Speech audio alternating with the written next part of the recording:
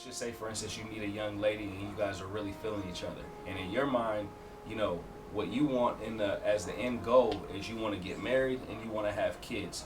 But there's a process to these relationships. You can't just jump into a relationship and after 3 months say, oh, I really like this girl. I'm still in my honeymoon phase with her. I want to go ahead and knock her up, and then I want to go ahead and get married to her. 3 months into a relationship, you really don't even know somebody.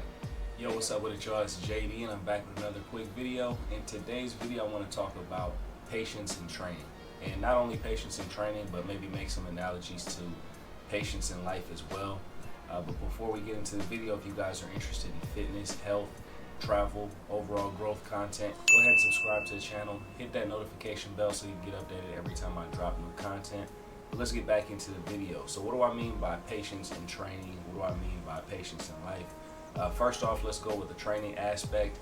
And when I talk about training specifically, I'm usually talking about calisthenics. But this actually can kind of translate over into weightlifting, whatever type of training that you're into, plyometrics. But let's talk about calisthenics training in particular. So with calisthenics training, there's a lot of skills that people try to acquire when you're doing calisthenics. Maybe it's a handstand, maybe it's a human flag, maybe it's a front lever, maybe it's a back lever. And there's different progressions to get to these movements. So what we need to realize is that we actually have to take these progressions step by step. We can't just go straight into doing an advanced movement like a front lever or maybe a planche or something of that nature. We have to take the steps and strengthen up the little muscles that are not only going to be able to give us the ability to do these movements, but actually do these movements safely without injuring ourselves.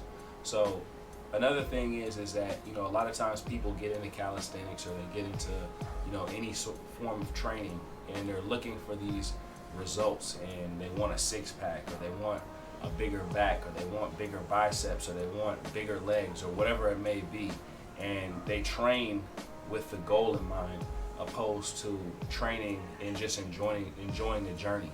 And when it comes down to training or just life in general, we can't always be looking ahead. We have to kind of stay in the present and enjoy the little micro victories is what I like to call them.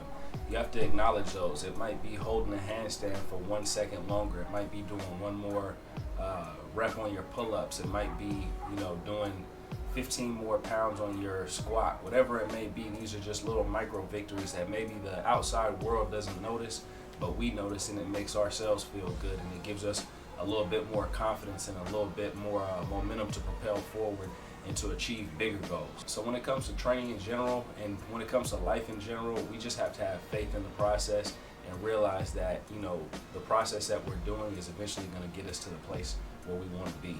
So for myself in particular, when it comes down to training skills, it's something that I actually have not been doing probably over the last 3 to 4 months. I haven't been training skills consistently since me and my homeboy James were both in Hawaii, and we were putting in a lot of work making video content together. We were doing things like human flags, training muscle ups often. He was showing me some progressions on how to get to a front lever, and I actually had even gotten to the point where I could do a straddle front lever and hold it for about like 3 seconds or something like that. And I was making some good progress on that. We were training back levers almost every single day, doing combo sets, muscle endurance, everything. So our training level was at a super high level then, and James was working on a straddle planche, trying to get to a full planche, and he was getting really close. But our training level was at a super high level, but both of us scaled back once James left Hawaii.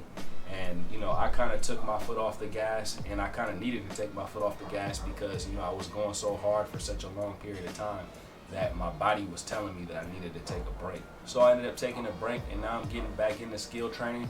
But the way that I'm getting back into skill training isn't just going in and trying to complete these movements right off the bat. Some of these movements I haven't trained in 3 or 4 months, like I said, especially like the human flag. And the human flag is really tough on the joints.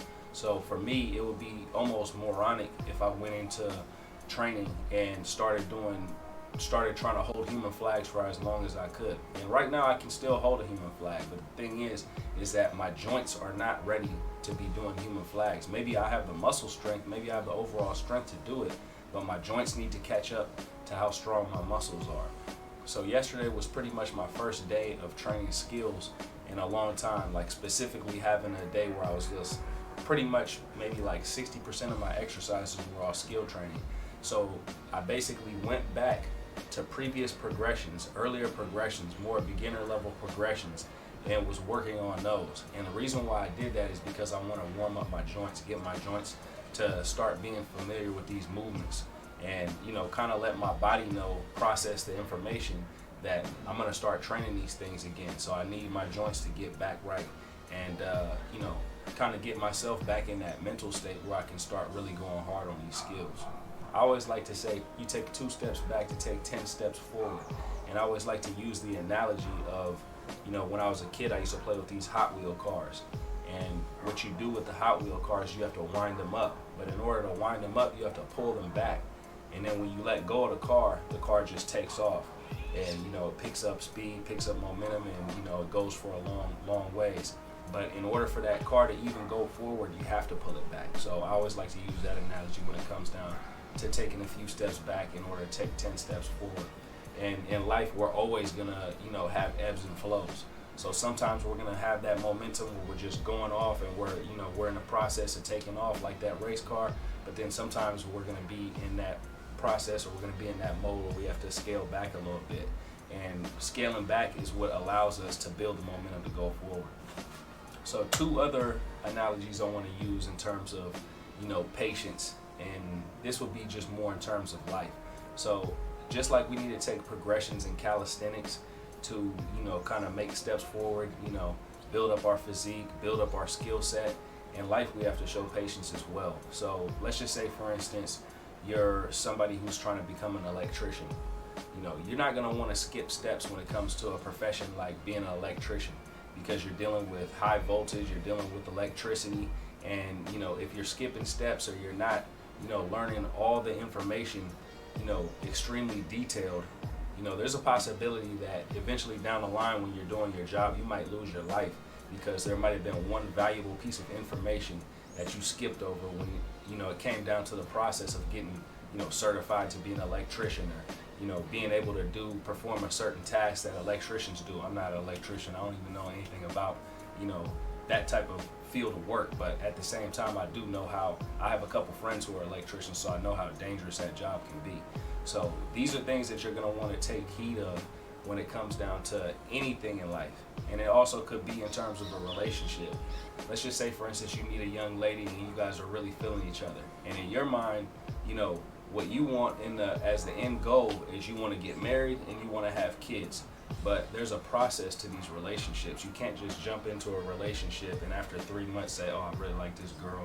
I'm still in my honeymoon phase with her. I want to go ahead and knock her up, and then I want to go ahead and get married to her. 3 months into a relationship, you really don't even know somebody. They haven't even really showed you the real them yet.